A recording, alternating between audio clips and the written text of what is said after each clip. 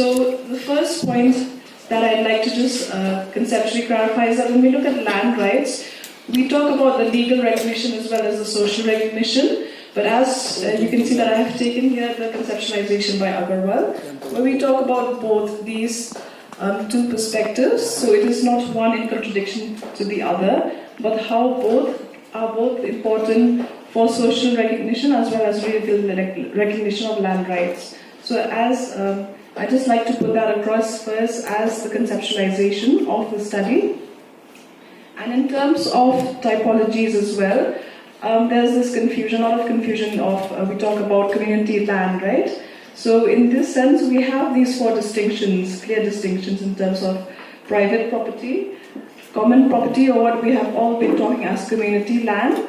Then there's also state-owned property as well as open access property. And in most cases, we do tend to confuse community property with open access property. But for the purpose of my study, I'm very clearly dealing with community land, or what we talk.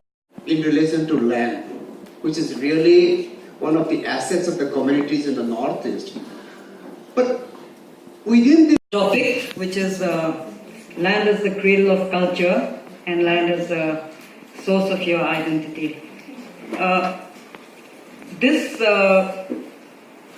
I think nothing is there which does not come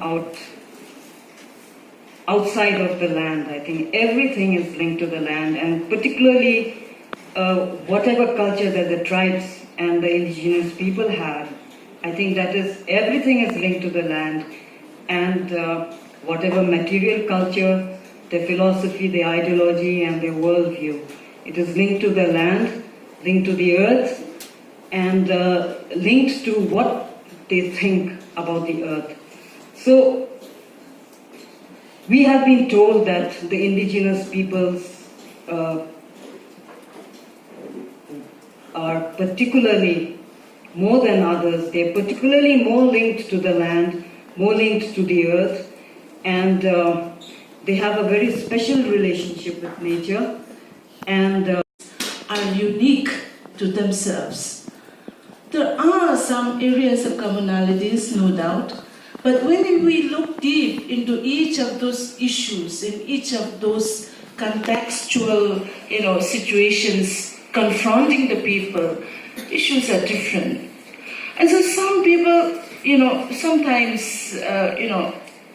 say or even ask, how do we converge those diverse issues and take forward the development agenda of the Northeast?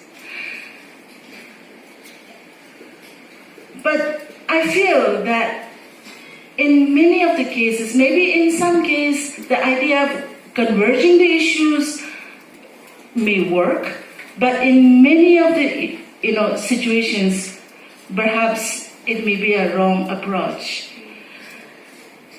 Yes, the external causes